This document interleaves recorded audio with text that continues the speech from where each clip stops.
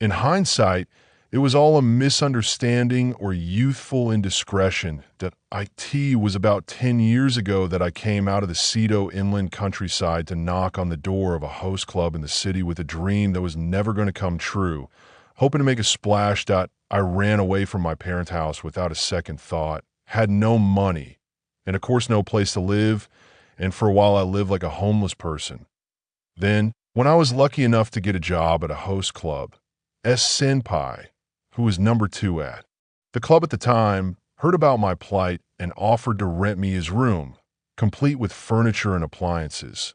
This was a kind of subletting, but in this case I would not have to pay a security deposit, key money, or moving expenses, and the rent would also be free to me as a young man. I felt as if I were soaring to the heavens and decided to take advantage of senpai's kindness without having any doubts about the terms of the lease. I had heard from senpai that it was a small apartment, but it was a luxury apartment that I, a countryman, had never seen before, so spacious and luxurious that it was hard to find a place to stay. The room was so spacious and luxurious that it was difficult for me, a country girl, to find a place to live. In addition, the furniture, bed, TV, and even the small accessories in the room were all very expensive, just like senpai, who had risen to number 2 in a prestigious restaurant. The only condition for renting the room was never open the curtains on the balcony side. But other than that, he told me I could use anything I wanted, so I had no problem with that. The celebrity lifestyle that I had only read about in magazine articles came to me in no time at all, without any difficulty at all. Of course, I was mistaken. One afternoon, about 3 weeks into my fake celebrity life, I crawled out of my fluffy bed and was about to walk to the washroom. Fighting the baptism of yesterday's heavy drinking, I slipped on my beloved luxury slippers, which I always keep on my bed. I heard a soggy sound and water started to pour out. What the heck? What the hell? I had very little memory of what I had done before this morning, so I figured I had most likely gotten home drunk and wet myself. In fact, since I had started living in this room, I had often experienced other strange phenomena that I could not remember. At a kitchen knife stuck in a cutting board I had never used, shoes in a shoe box all arranged upside down, her toothbrush broken in half, and lying in the bathroom when she came to stay over without telling her senpai. Almost every day, the list was endless, but I only thought that it was probably all my fault for coming home drunk. I picked up my soaked slippers and took them to the balcony, wrung them out by hand, and was about to dry them when I realized that I had inadvertently broken the only condition of renting a room, which was that the curtains on the balcony side must never be opened. That I thought to myself, well, they won't know. It's a waste not to open the curtains when you have such a great view. I took a deep breath on the sunny balcony, looking down on the cityscape below from the unobstructed view 30 stories above the ground. And at that moment, I was struck by a chill.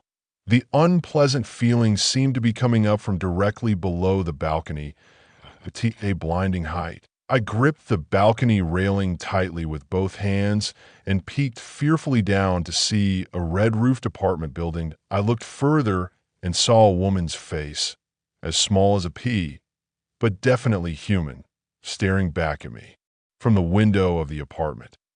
Even from a distance of 100 meters away, I could see a black, smoke-like substance clinging around the red-clad woman.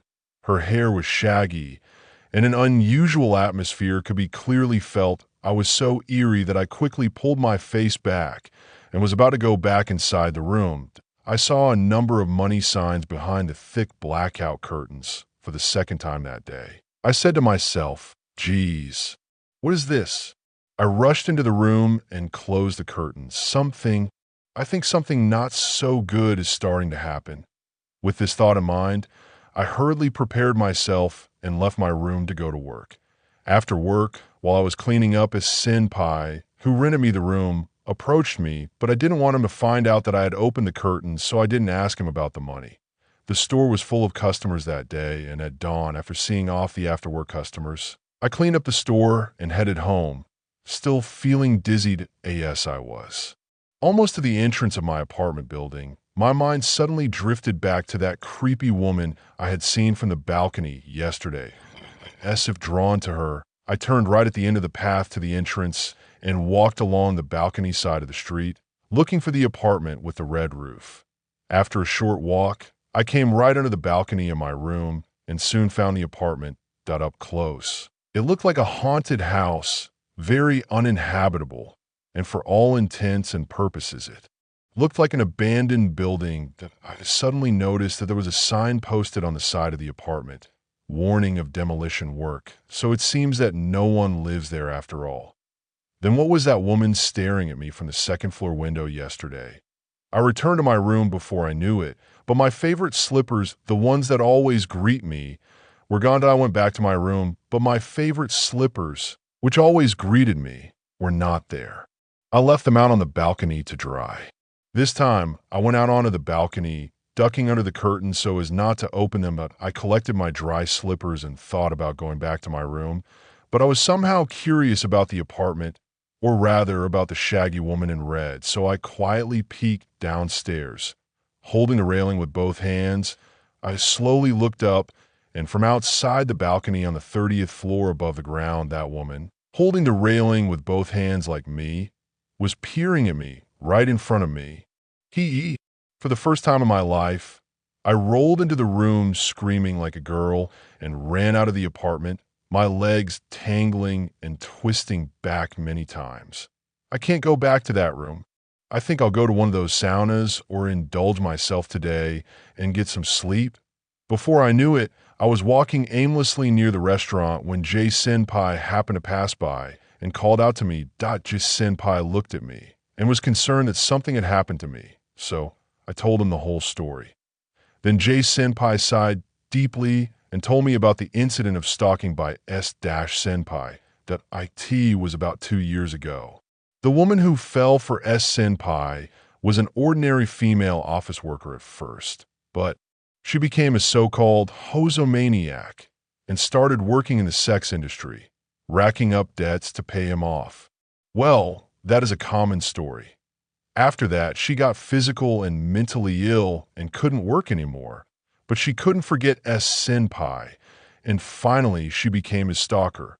However, S-senpai was not interested in any customer who did not drop money and sued the woman for stalking, claiming that she was chasing him with the sole intention of meeting him. The judge ruled, "You are prohibited from approaching within 100 meters of the plaintiff, S-senpai." Still, she wanted to be close to S-senpai and live as close to him as possible. So her strategy was to rent an apartment just 100 meters below his room and move there. Later, she collapsed in that apartment and died alone, still in her mid-20s, and was not found until more than a month after her death. Thank God. It wasn't me. I had been worried that I might have been possessed by that shaggy woman for some reason, and I was relieved to hear that story. At the same time, I felt I understood a little bit why S-senpai had been unable to become number one for a long time. It wasn't long after that I couldn't stand the harsh world and quit the hostess business.